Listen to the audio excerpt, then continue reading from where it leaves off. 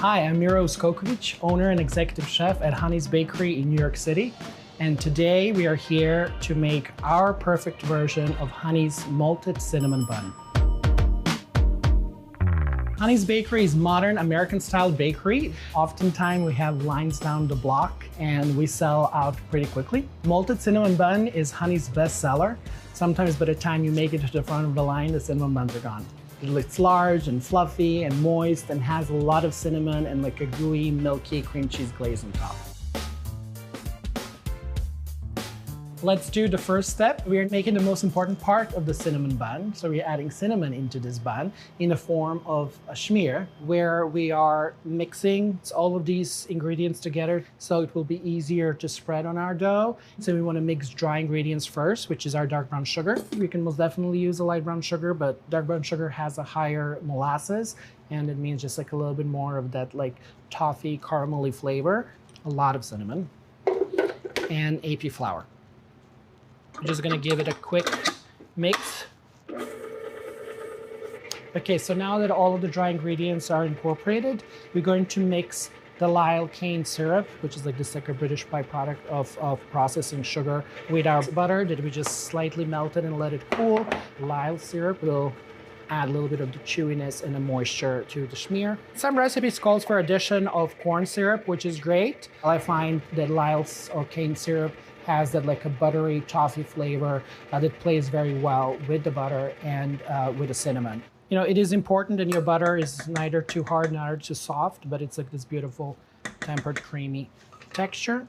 I'm gonna turn it back on and we're just gonna mix it until it comes together. So now we're gonna slowly start adding our eggs one by one.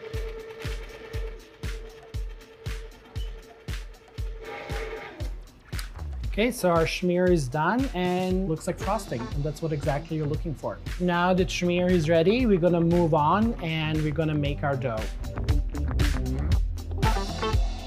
And here at Hani's, we are using a brioche dough. We're not serving our bun warm. We are serving them usually at room temperature. So we wanna make sure that even when they're at the room temperature, they're still like soft and fluffy and moist. And you can achieve that by using enriched dough like brioche that has a good amount of butter. First thing we're going to is scale our flour. We are using King Arthur Special Patent flour blend, which has about a 13% protein content. It really gives you a nice structure, like nice chewy dough. Now we're going to add our eggs. We're using white granulated sugar. It's usually the best sugar to use when making dough because it doesn't have molasses, which can alter and affect your yeast and the rise. Whole milk.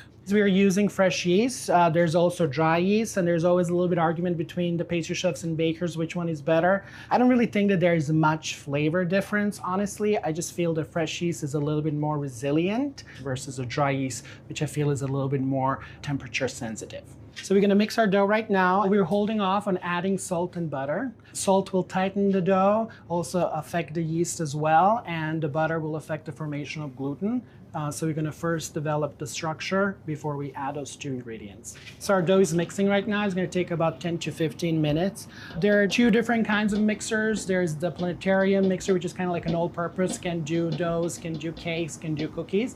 There's also something called a spiral mixer or dough mixer, which is specifically designed to make only dough and mixes the dough faster and prevents dough from overheating, which can affect the yeast and gluten formation as well as the texture. Here we do not have that because, you know, Hani's Bakery specializes in multiple things, not just the dough. That's why we're using a fresh yeast, because it's more resilient. But we are also chilling our ingredients for at least 30 minutes to an hour, and that will prevent the dough from overheating and affecting the texture. So in order to check the strength of our dough and gluten formation, we're going to do a window pane effect check. Which means we're gonna just stretch a little piece of dough in between our fingers and just see how elastic it is. And you know, it's taking a while to tear, so that's a great thing. We're going to add salt, butter. We are now just gonna have this thing going for next 10 to 15 minutes. Our dough looks ready. It is pooling from the side.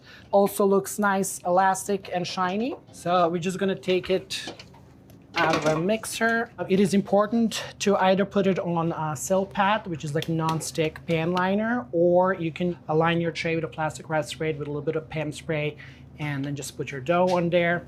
We're going to cover it with more plastic wrap.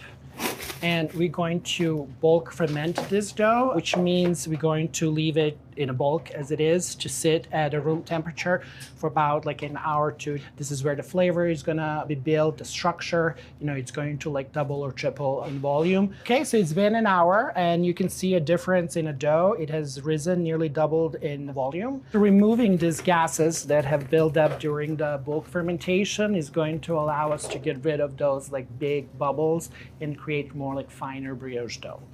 Okay, so now that we have tightly wrapped this, we're going to put it in a walk-in to sit overnight. It's going to build the flavor, but it's also going to build the structure, and it's going to firm up, so it's easier for us to sheet it when the time comes.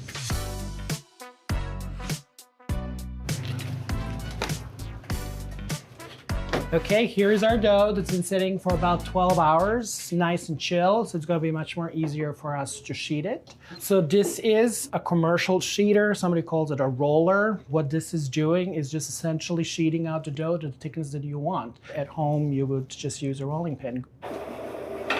If you go higher number, the dough is going to be thicker, so you're not gonna have like visually those beautiful spirals that you would if you go thinner. Also, if you go too thin, it might end up being too tough and like too much smear and become like moist and gooey. Now that we have finished sheeting our dough, we're going to put it in a freezer for at least an hour so it firms up, so the smear and rolling part is easier for us to achieve.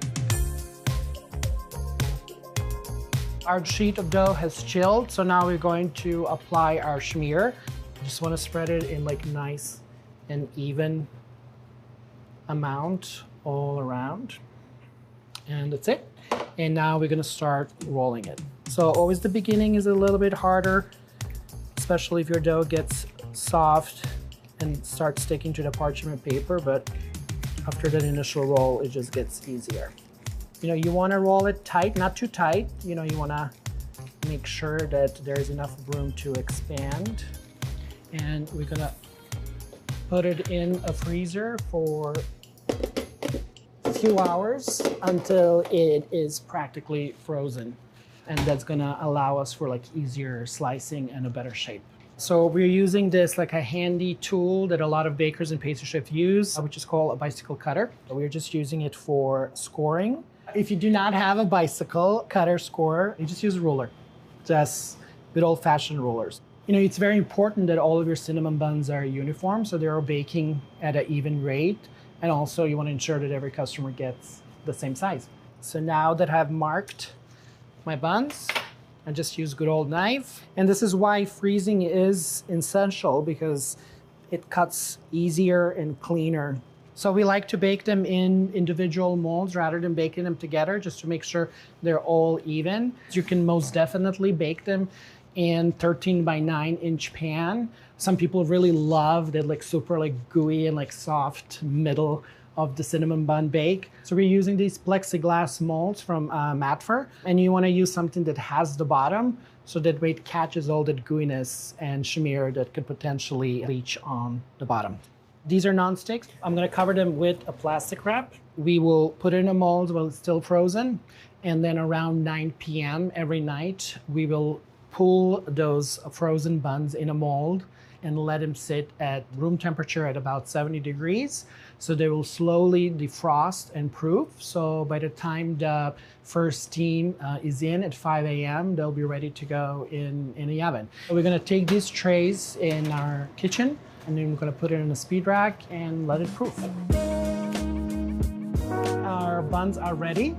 The way to check is we just wanna like slightly press it. If it's like bouncing back slowly with like a little indent, that means that it is ready. We are using Rationale combi oven, so you can either like cook with a hot air, or you can steam, or you can do both. And it really gives us a beautiful puff, rise, like makes like a nice crust that it's not too crusty, it's nice and soft, and also keeps the buns super moist. You can most definitely just like use your regular home oven, which is just a dry heat. Sure, you can like spray a little bit of water or like add a little bit of water on the bottom to try to mimic the combi oven. But you know, if you're just baking it at the regular hot air, it won't be as moist and fluffy, and it might create like a thicker crust, which again will prevent it from rising and fluffing up.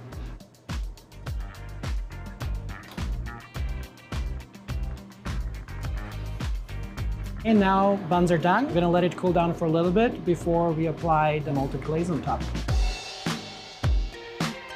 Next up, I feel is probably everybody's most favorite part of the cinnamon bun, and that is the glaze on top. I usually find like two types of glaze that most people use. Either it's cream cheese frosting, which is kind of like thick and fluffy, or it's like a runny sugary glaze, and we wanted to kind of combine both. So we're just using good old Philadelphia cream cheese, full fat, always. And we're gonna paddle this just a little bit to make it creamy. So we're adding powdered sugar. Okay, so at this point, we practically have a cream cheese frosting. You know, we can just like rip this further until like it's light and fluffy. But as I mentioned earlier, we want to make it a little bit like looser and gooey and unctuous. So we're going to continue to add some other ingredients. We're just using regular kosher salt. So the salt will kind of help balance that sweetness. A little bit of vanilla extract. I'm a huge fan of malted milk powder, or just like malt flavor in general, which kind of gives it that like barley, toffee, buttery, slightly caramelly flavor. If you're not familiar with malted milk powder, sometimes it's also called Ovaltine. It's essentially dry milk that has barley malt added to it for, I guess, extra nutrition, but also extra flavor as well. Malted milk powder is really what makes our glaze special. We have a little touch of nutmeg there just to kind of amp up and kind of tie all those flavors together. The last ingredient we're going to add is just the whole milk. It's going to give it like a little bit of the richness, but also a beautiful sheen to the glaze. So we make the glaze usually a day before, just to allow for the malted milk powder to hydrate and melt into a glaze. And we want to mix it until everything is like creamy, homogeneous, and there are no like lumps. Okay, so this is done. We're gonna let this rest overnight, but we already made some yesterday. So we're gonna continue with our next step. This is the most exciting part, which is glazing our buns. But we're gonna first take them out of the molds and put them directly on deli paper, because we wanna make sure that all of the sticky glaze is contained. We're using just a cookie scoop to put our glaze on top, again, to make sure that it's nice and consistent. Use back of the scoop just to spread it around and let it kind of drape and fall down. It's almost 4 ounces of glaze on top. What we were looking for at the end when it came to glaze is just, again, that there's like a generous amount of it, that you can get it in every single bite. But also we want it to be like nice and shiny and also sticky. We didn't want it to like get like fully like hard like a frosting. We wanted to like maintain it like a gooiness, even if, you know, take it home and eat it like 2-3 hours later. And if you do take it home to eat it later, we do suggest pop it in the microwave for like 10 seconds, and it brings it to really next level. We are finally here. Our malted cinnamon bun is ready, so let's try it. You know, unless you need wet towels after eating cinnamon buns, did you really eat cinnamon bun? It's super soft, super fluffy, moist. The glaze is gooey and unctuous. The cinnamon is like super strong and spicy and like coming through despite all of the glaze. In my opinion, this is perfect cinnamon bun. And there's a reason why people send it